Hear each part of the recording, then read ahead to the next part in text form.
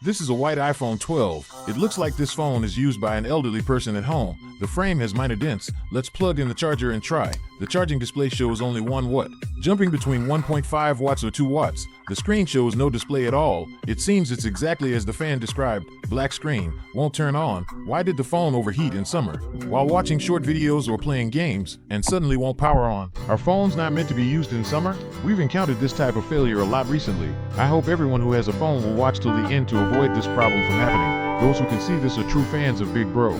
Don't forget to double tap on the screen and give me a like. You worked hard. Thank you. We heated for 3 minutes. Lift the gap in the phone and slide around the edges. Open the screen. So, do you think this is the first time this phone has been disassembled?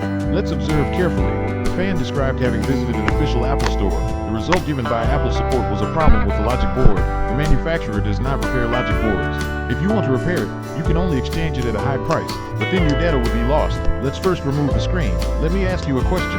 What phone do you have? And what phone problems do you have? Let's carefully observe the screen. There are 2 scratches on the back sticker. So, since it's a logic board not powering on, we need to first remove the logic board. Disconnect all external component connections on the logic board. Unscrew the several screws securing the logic board. For iPhone 12, pay attention to the power and volume button flex cables are under the sticker. Then we can remove the logic board. Remove the logic board. Let's first connect it to a power supply to test. Logic board doesn't look like it has been repaired before. Connecting to the power supply directly shows a short circuit condition. At this point, surely some fans will say, is it a shorted capacitor? Well, that's not necessarily true. Let's observe it under the thermal imager. The surface of the logic board doesn't show obvious signs of heating. The iPhone 12 also has a stacked logic board. We need to remove the stickers and foam on the board to separate the upper and lower layers. We place the logic board on the heating plate. Then use hot air to assist in heating the solder points between the layers until they melt. We quickly separate the upper and lower layers. After separation, let's observe. The upper layer mainly contains the CPU, storage, audio. The lower layer mainly contains the Wi-Fi, baseband, signal parts, to determine if it's an upper layer or lower layer problem. We test the upper layer alone with the power supply. Placing it under the thermal imager, let's observe carefully. The upper layer is still in a short circuit state. It shows the charging IC is heating up severely. So we place the upper layer in a fixture to protect the area around the charging IC, heat, and remove this damaged charging IC. This charging IC is not only responsible for charging but also for the main power supply of the logic board. That means power from the battery passes through it and is then converted to the main supply for various chips. So if it's damaged, the phone cannot power on. Remove the chip. We level the solder pads, then clean it. Take out a new charging IC. We apply new solder balls to the new IC.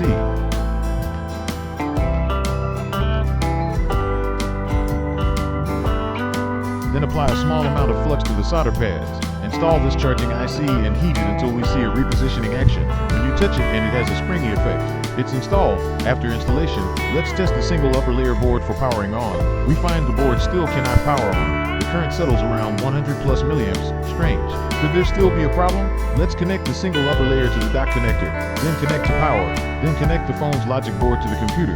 We find it directly goes into recovery mode. We exit recovery mode. Find it goes into recovery mode again. Looks like we can only install the system, but the fan doesn't know the Apple ID account password and wants to keep the data.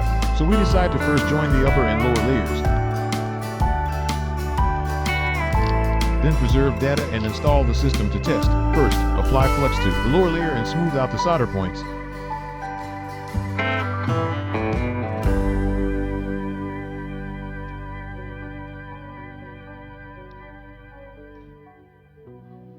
Clean the lower layer solder points.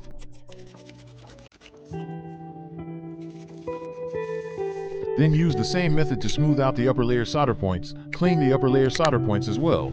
Then place the lower layer in the solder ball planting station. Apply new solder balls to the lower layer solder points. These points are crucial for connecting the upper and lower layers. The layers are connected through these points. After planting the solder balls, we heat them to melt each point.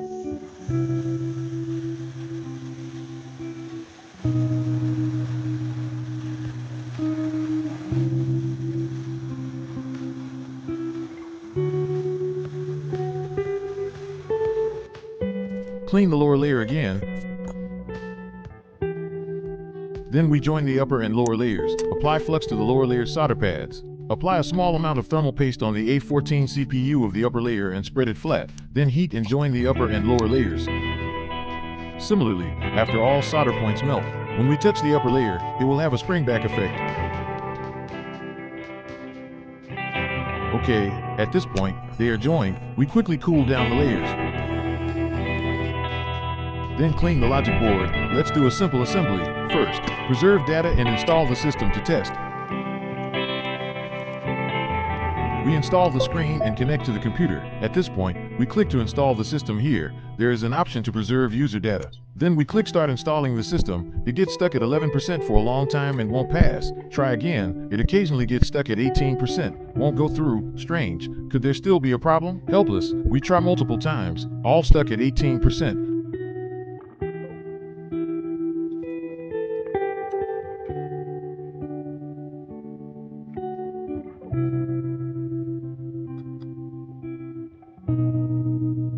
Based on our past experience, a damaged battery or a battery with no power can also cause this. So we don't use the fan's battery but use the power supply to install the system and test.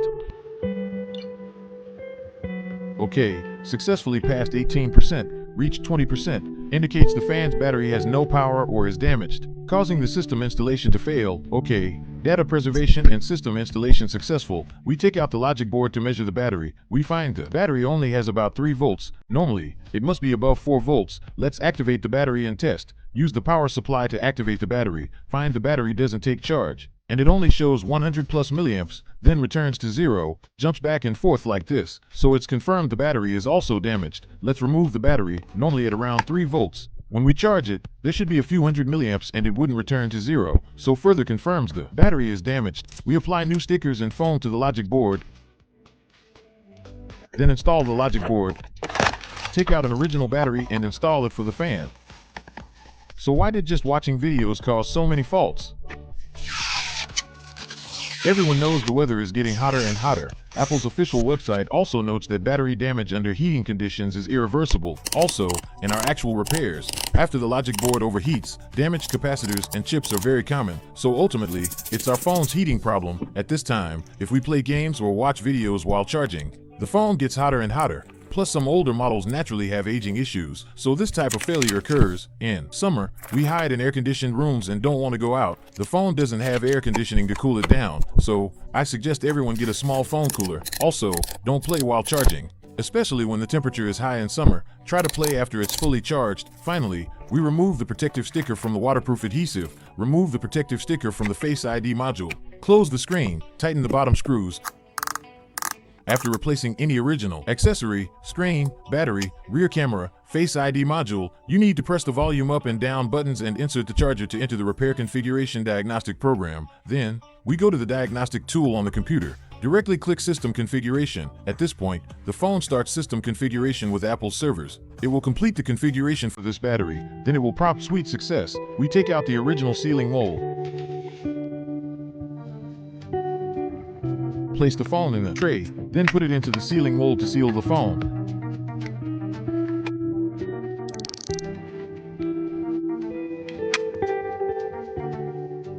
The original sealing time is only 30 seconds. We recommend 3 to 5 minutes. After sealing, we take out the tray and phone.